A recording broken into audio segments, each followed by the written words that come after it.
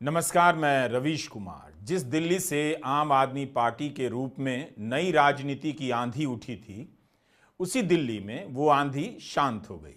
हमने शांत कहा, अंत नहीं, क्योंकि राजनीति में किसी के अंत की भविष्यवाणी नहीं करनी चाहिए।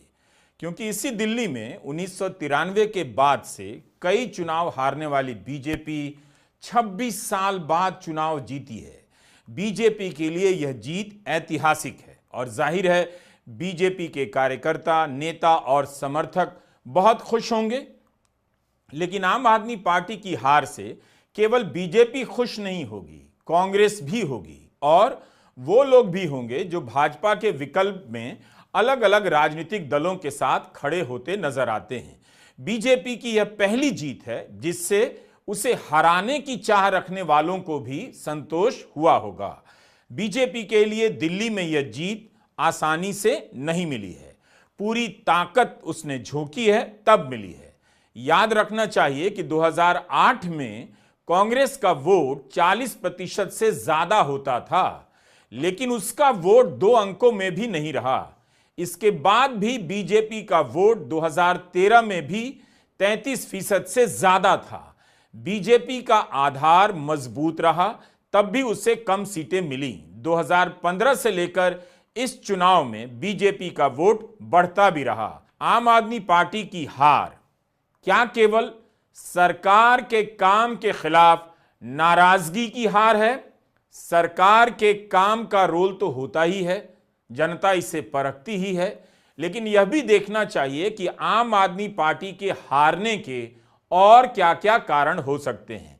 क्या विचारधारा का भी कोई रोल रहा होगा? हम इस सवाल पर बाद में आएंगे, लेकिन आएंगे जरूर।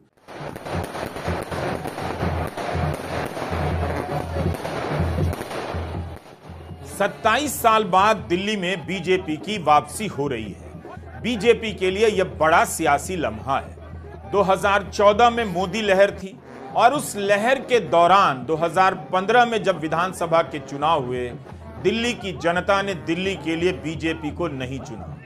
2019 की लोकसभा चुनाव में बीजेपी का प्रदर्शन शानदार रहा, लेकिन 2020 के विधानसभा चुनाव में दिल्ली की जनता ने बीजेपी को नहीं चुना। जिस दौर में मोदी के सामने कोई नहीं टिक पाया, उस दौर में दिल्ली में आम आदमी पार्टी ने बीजेपी को जिस तरह से हराया है, बीजेपी ने सत्ता लेकर भी इस बार आम आदमी पार्टी को उस तरह से नहीं हराया। 2015 में बीजेपी को दिल्ली में 3 और 2020 में 8 सीटें आई थीं। 2020 के मुकाबले बीजेपी का वोट प्रतिशत 7% बढ़ा है और आम आदमी पार्टी का करीब 10% घट गया है। सोचने की बात यह है कि 2024 के लोकसभा चुनाव में नरेंद्र मोदी कमजोर तो पड़े, मगर उस स्थिति में केजरीवाल की पार्टी चुनाव हार गई।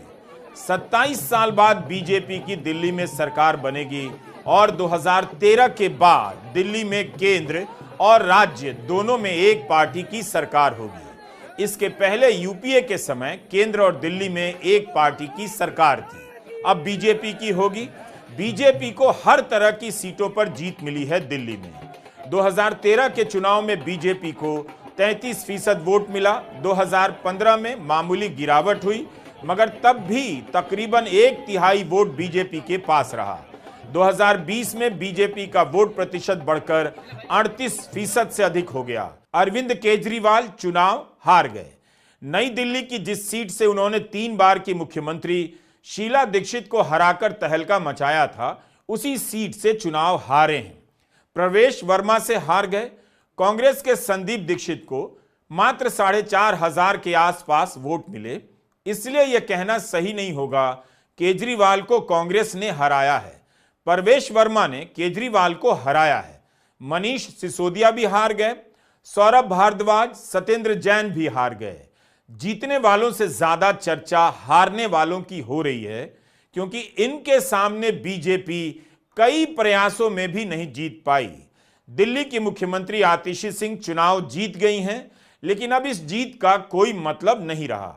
आम आदमी पार्टी ने चुनाव से पहले ही हार का अंदेशा कर लिया था।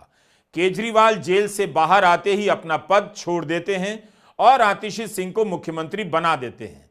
ताकि केजरीवाल चुनाव पर ध्यान दे सकें। इसके बाद भी केजरीवाल अपनी पार्टी को जीत नहीं दिला सके और अपनी भी सीट नहीं बचा पाए। आम आदमी पार्टी को यह भी सोचना होगा कि क्या मुख्यमंत्री पद छोड़ने का फैसला सही था। यह भी सोचना होगा कि आतिशी सिंह का दिल्ली की जनता के साथ कोई जुड़ाव क्यों नहीं बना, या उनकी जगह किसी और को मुख्यमंत्री बनाया जाता तब क्या होता। तीसरा सवाल है कि 20 से अधिक विधायकों के टिकट काटे गए या बदले गए, जो बता रहा है कि आम आदमी पार्टी जनता की नाराजगी को भांप गई थी। बीजेपी भी चुनावों के वक्त अपने विधायकों और सांसदों के टिकट खूब काटती है और उसे फायदा हुआ है, लेकिन आम आदमी पार्टी का अपने विधायकों का टिकट काट देना या बदल देना सफल साबित नहीं हुआ। जाहिर है जनता में नाराजगी विधायकों को लेकर उतनी नहीं रही होगी जितनी पार्टी और सरकार के काम को लेकर रही होगी। कांग्रेस नेता जयराम रमेश ने कहा है कि यह नतीजा बीजेपी की जीत कम, केजरीवाल की हार ज्यादा है। लोगों ने उन्हें परेशान होकर हराया है। जनता का जो भी निर्णय है, जनता का जो भी फैसला है, उसे हम पूरी विनम्रता के साथ स्वीकार करते हैं। जनता का निर्णय सर माथे पर।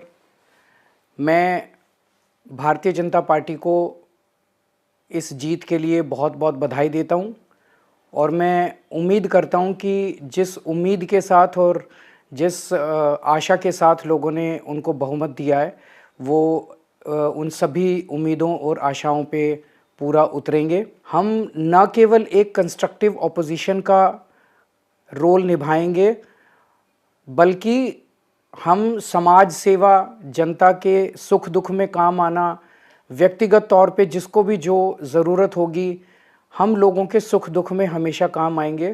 क्योंकि हम राजनीति में कोई सत्ता के लिए नहीं आए, हम राजनीति को एक ज़रिया मानते हैं जिसके ज़रिए जनता की सेवा की जा सके, जिसके ज़रिए लोगों के सुख दुख में काम आया जा सके।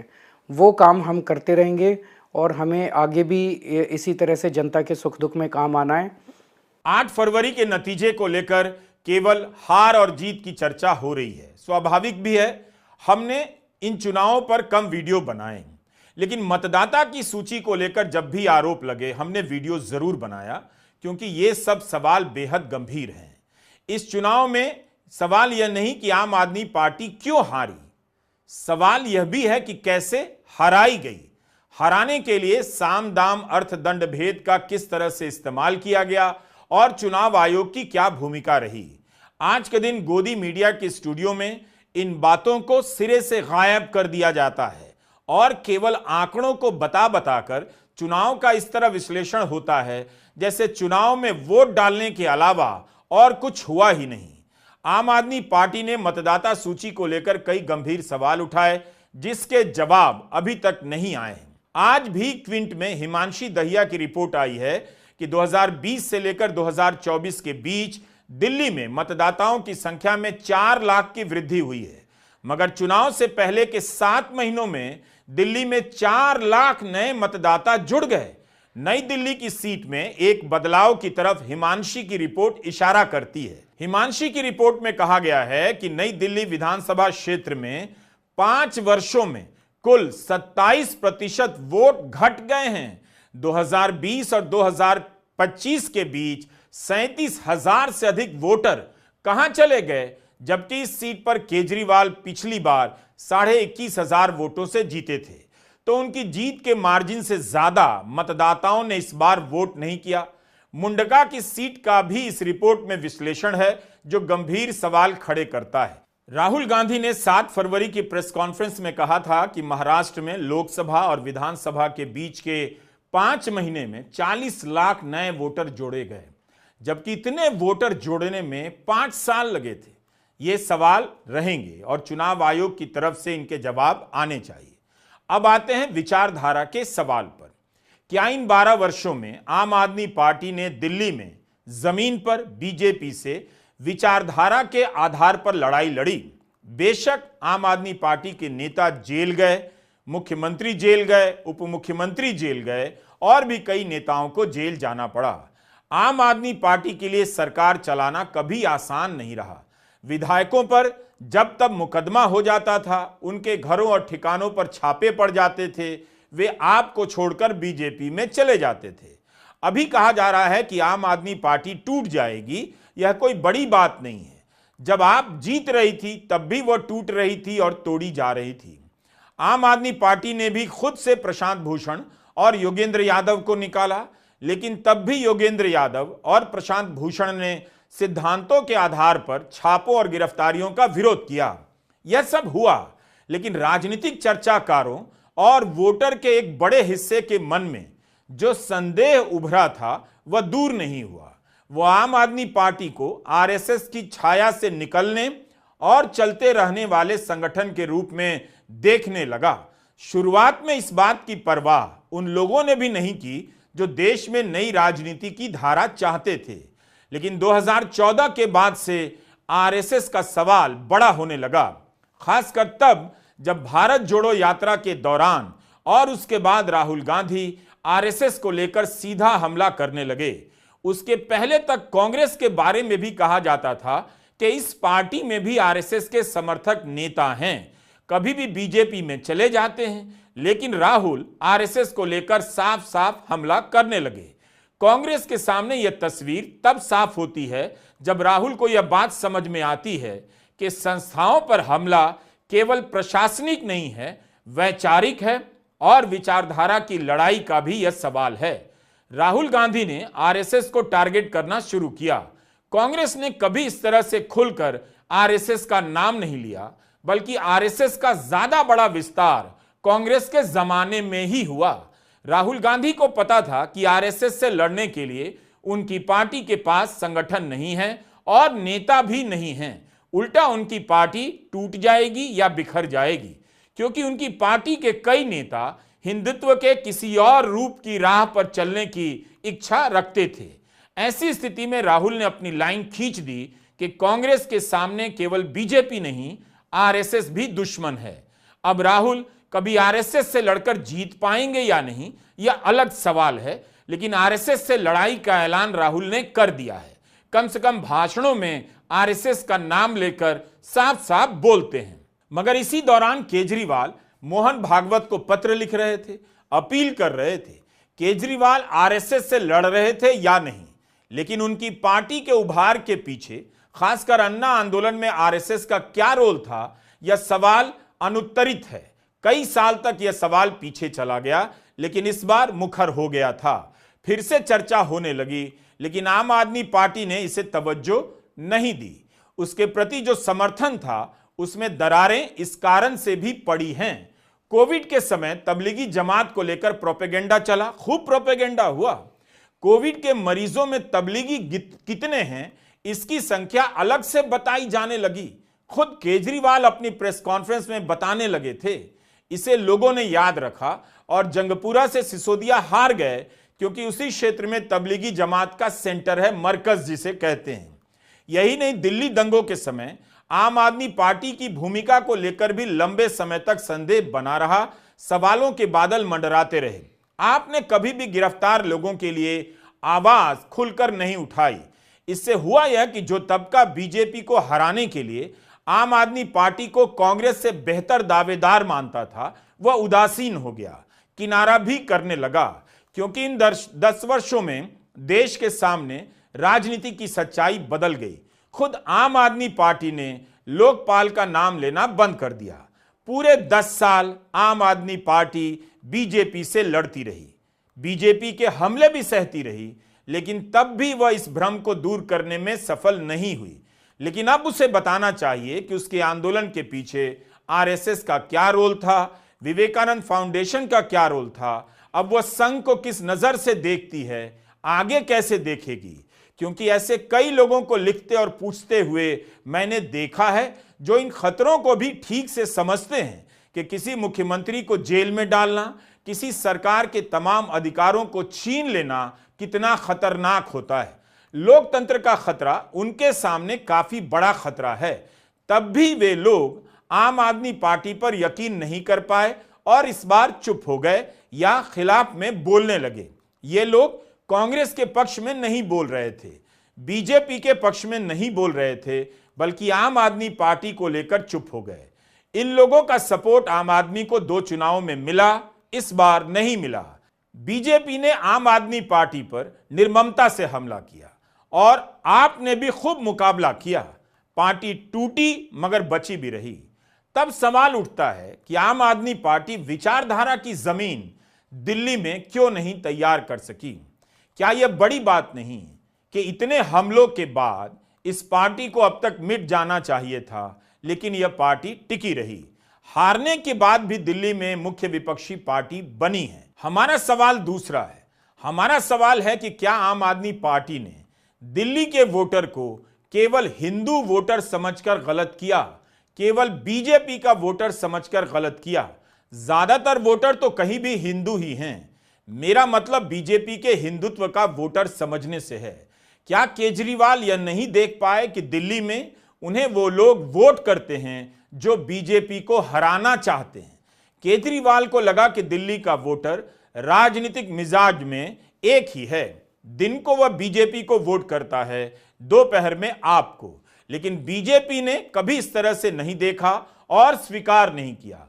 आपको राजनीति के मैदान में कभी चैन की सांस बीजेपी ने नहीं लेने दी और नतीजा यह हुआ कि लड़ते लड़ते केजरीवाल भी वही करने लगे जो बीजेपी करती थी। उनकी भाषा भी बदल गई और उनके राजनीतिक कार्यक्रम भी। तीर्थ यात्रा कराने लगे, आरती करने लगे, बजरंगबली को आराध्य बनाया। पिछले चुनाव में यहां तक कहा कि सभी विधानसभा क्षेत्रों में महीने के पहले मंगलवार को सुंदरकांड कराएंगे, हनुमान चालीसा कराएंगे। अब यह कितना हुआ मैं नहीं जानता। राम मंदिर उद्घाटन के समय उन्होंने कहा हर विधानसभा में सुंदरकांड का पाठ करवाएंगे और किया भी। आम आदमी पार्टी ने दिल्ली के मतदाताओं को यहीं तक समझा और दिल्ली के मतदाता के सामने वह अपने झंडे में एक अलग रंग के झंडे में लपेटकर उन्हीं मुद्दों को पेश करती हुई नजर आई जिसके सबसे बड़े मार्केटिंग मैनेजर नरेंद्र मोदी हैं।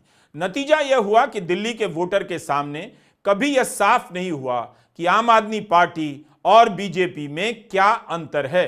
कांग्रेस ने भी 2014 के बाद से भारत की राजनीति को इसी तरह से समझा था।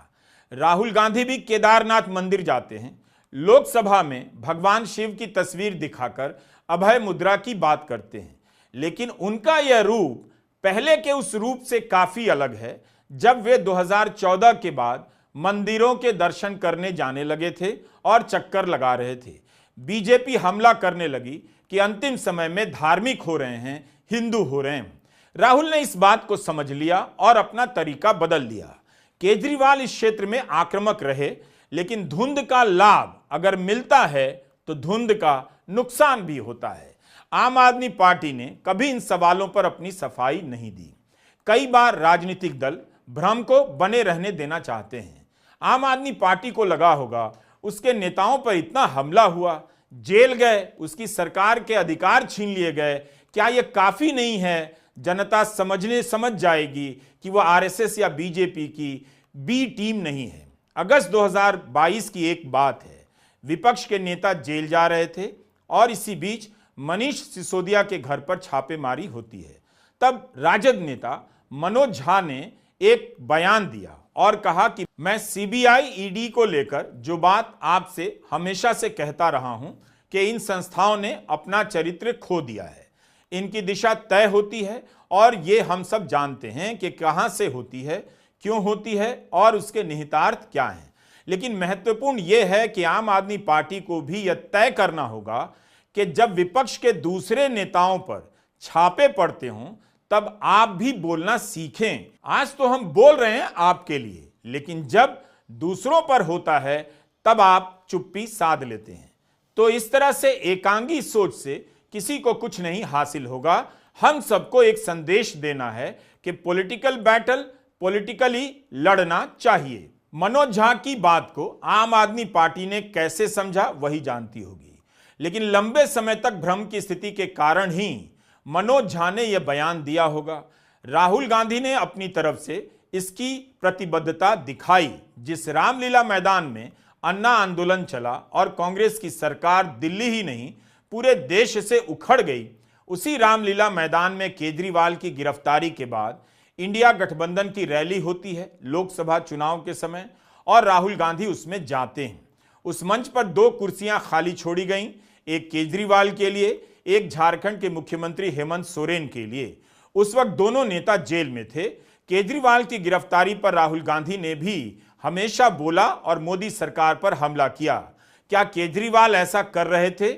इसका जवाब देने का अब समय नहीं, उसके लिए मुझे अलग से रिसर्च करना होगा। किसी भी पार्टी की तरह आम आदमी पार्टी का पूरा अधिकार बनता है कि वह अपना राजनीतिक विस्तार करे, लेकिन इस विस्तार की प्रक्रिया में वह किसे फायदा पहुंचाती है, किसे नुकसान, उसे देखने का काम वोटर का है और राजनीतिक चर्चाकारों का। इंडिया गठबंधन के टूटने की बात कही जा रही है, लेकिन इस गठबंधन के दो बड़े दल के हित जिस तरह से टकरा रहे थे, क्या संभव था कि दोस्ती रहती? 2013 में जब केजरीवाल ने पहली बार कांग्रेस को हराया, तब भी कांग्रेस ने आम आदमी पार्टी की सरकार को समर्थन दिया था। उसके बाद दिल्ली ही नहीं बल्कि कई राज्यों में दोनों ने एक दूसरे के खिलाफ चुनाव लड़ा और नुकसान पहुंचाया। आम आदमी पार्टी को लेकर कहा जाने लगा कि कांग्रेस को हराने दूसरे राज्यों में जाती है। 2024 के लोकसभा चुनाव में आम आदमी पार्टी और कांग्रेस ने मिलकर चुनाव लड़ा, मगर इस बार आपने अपनी तरफ से 70 उम्मीदवारों का ऐलान कर दिया। जाहिर है गठबंधन की गुंजाइश नहीं बची थी। इंडिया गठबंधन को केवल दलों के गठबंधन के रूप में नहीं देखना चाहिए। इस गठबंधन के मूल में, बुनियाद में एक सवाल है, विचारधारा का सवाल, और वह सवाल आरएसएस और बीजेपी से बिल्कुल अलग है। अगर आप इस गठबंधन को विचारधारा की नजर से नहीं देखते हैं, विचारधारा में स्पष्टता की नजर से नहीं देखते हैं, तब फिर आप इंडिया गठबंधन को पूरी तरह से नहीं देखते हैं। कई बार नेता काम की राजनीति के नाम पर विचारधारा से बचने की कोशिश करते हैं, हर दल के नेता करते हैं, लेकिन क्या केजरीवाल दिल्ली में विचारधारा की अलग जमीन बनाते तो और बात होती। राजनीतिक विचारक इस प्रश्न पर सोचेंगे और मुझसे बेहतर जवाब देंगे, लेकिन यह सवाल है कि क्या केजरीवाल ने दिल्ली की जनता को ठीक से समझा? उसे दिल्ली का वोटर समझते तो क्या अलग नतीजे होते? कहना मुश्किल है।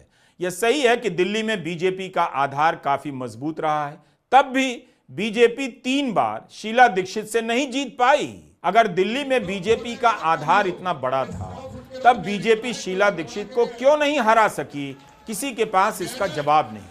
2015 में क्यों नहीं हरा सकी आम आदमी पार्टी को बीजेपी, जिस कांग्रेस को एक नई बनी पार्टी ने पहले ही चुनाव में आसानी से एक झटके में हरा दिया था? इस बार केजरीवाल उतने स्मार्ट नजर नहीं आए। जिस तरह लोकसभा के समय जेल से आते ही उन्होंने योगी और मोदी के बारे में बयान देकर सनसनी फैला दी, जिसे काउंटर करने के लिए बीजेपी को आगे आना पड़ा कि नरेंद्र मोदी ही 2024 के बाद प्रधानमंत्री रहेंगे, उनके हटने का कोई सवाल नहीं। इस बार केजरीवाल कई तरह की चूक करने लगे। मफलर मैन की तरह वापसी करने वाले केजरीवाल गफलत में फंस गए। यमुना नदी में जहर मिलाने के उनके फालतू बयान को लेकर बीजेपी ले उड़ी। बीजेपी को गुंडा पार्टी कहना और गाली गलौज पार्टी कहना काम नहीं आया। दूसरी तरफ बीजेपी 8वें वेतन आयोग की घोषणा कर रही थी। महिलाओं के खाते में आपके 2100 रुपए के बदले 2500 रुपए देने की बात कर रही थी। बीजेपी ने किसी को भी मुख्यमंत्री का चेहरा नहीं बनाया, लेकिन तब भी बीजेपी दिल्ली जीत गई। दिल्ली की जनता एक नए राजनीतिक प्रयोग को मौका देना चाहती थी। 10 साल दिया भी। दिल्ली की जनता ने एमसीडी में आम आदमी पार्टी को भी मौका दिया, लेकिन दिल्ली की साफ सफाई की स्थिति बेहतर नहीं हुई। दिल्ली में काम एक मुद्दा बन गया और केजरीवाल यह नहीं समझा पाए कि दिल्ली की यह हालत क्यों हुई। दिल्ली की सरकार के अधिकार लिए गए, उपराज्यपाल के सहारे दिल्ली की सरकार चलाई गई, एमसीडी में रोक टोक की गई, सरकार काम न कर सके उसके लिए मुख्यमंत्री और मंत्री को जेल में डाला गया। बीजेपी ने अपनी पूरी ताकत झोंक दी। आंध्र प्रदेश के मुख्यमंत्री चंद्राबाबू नायडू ने शहादरा में प्रचार किया। तेलुगु भाषी नेता शहादरा में क्यों गए थे? क्या आपने इसे नहीं समझा? बुराड़ी में जनता दल यूनाइटेड के तमाम नेता बिहार से आकर प्रचार कर रहे थे। यह और बात है कि बुराड़ी से संजीव झा चुनाव जीत गए आम आदमी पार्टी के।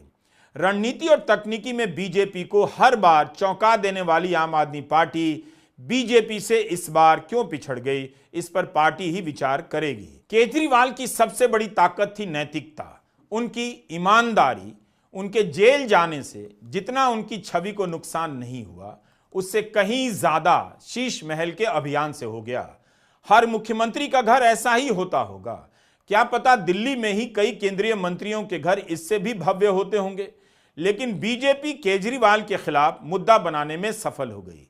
बीजेपी ने उनकी सादगी और ईमानदारी की छवि को संदेह के दायरे में ला दिया। संसद के भाषण में भी प्रधानमंत्री शीश महल को लेकर भाषण देते रहे।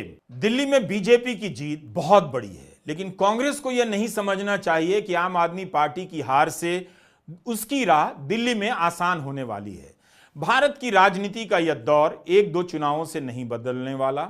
आम आदमी पार्टी को यह समझना चाहिए कि उसकी हार कांग्रेस के कारण है, तब भी उसे बताना चाहिए कि कांग्रेस को फिर क्या करना चाहिए था। जहां कांग्रेस चुनाव लड़ती है, क्या वहां आम आदमी पार्टी को चुनाव लड़ना चाहिए था? आम आदमी पार्टी के बड़े नेता उतने मार्जिन से हारे हैं जितने कांग्रेस के उम्मीदवार को वोट मिले हैं। लेकिन इस तरह से तो गुजरात, हरियाणा या कहीं भी आम आदमी पार्टी के कारण कांग्रेस के उम्मीदवारों को हारता हुआ दिखाया जा सकता है। हार और जीत को आप इन्हीं सब बातों तक सीमित नहीं रख सकते।